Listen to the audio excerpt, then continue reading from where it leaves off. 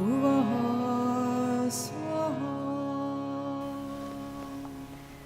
Course in Miracles invites us to put all our faith in the love of God within you, eternal, changeless, and forever unfailing, that this is the answer to whatever confronts you today. Yet so often we're used to thinking about love on the interpersonal level only, as some commodity that we get or give or earn or become worthy of or seek or get or don't get. And all of that disconnects us from the fact of love's presence as what we already are and what we're already in and part of. But it's not enough just to conceptually know this. I'm interested in helping you to really taste this, know this deeply from the inside. So right now, take a breath and just consider the possibility that the very molecules of the air that naturally arrive with the inhale are full of love. That everything in the room around you isn't just inanimate object, but that is permeated and infused and made up, constituted of love.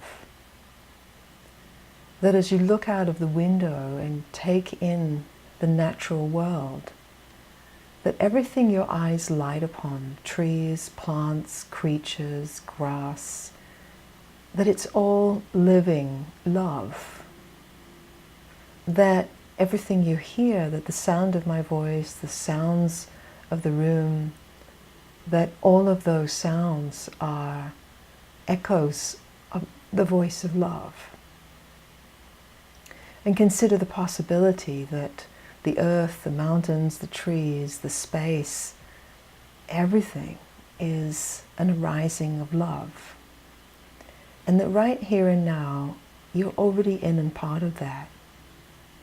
As if you're being enveloped by this soft, golden presence that you recognize, that you already know, because it came with you into this life. And it is here always. And it is what you will eventually let go into when it is time to leave this physical world and dissolve back into the ocean of pure being that you really are. So this sounds esoteric and nice perhaps, and it has so much potential not only to help us to really be at peace with ourselves, to settle, to actually allow our ego to relax so that all our neurotic concerns and fears can begin to unwind. But it really helps us to end the search for love and all the struggle that comes from seeking for love in all these curious ways that we can so easily do that in our outer world, that really just leave us living our life like thirsty fish, seeking but never really finding.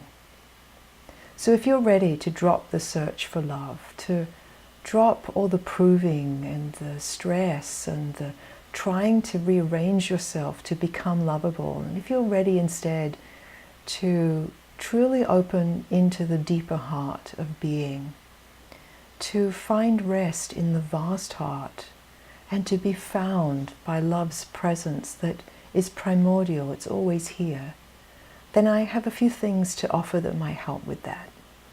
So first up, I'm giving an evening talk in London, hosted by the Miracle Network on May the 8th, a Tuesday night. And our subject is opening to Boundless Love, where I'll be speaking in a lot more depth about boundless love and how we can open to experience that directly.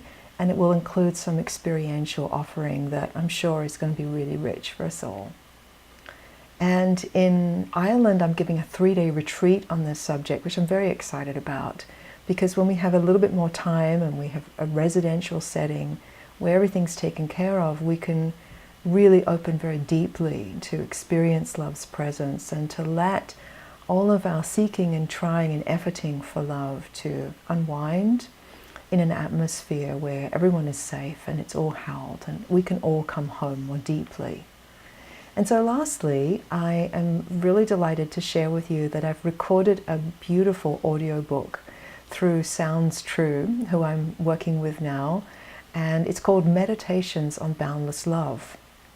And this is a really beautiful 4 CD audiobook that contains teachings, inquiry practices, meditations. And if you've already read my book on Boundless Love, which I wrote many years ago, this really represents a whole new level of the teachings of boundless love that I have to offer today.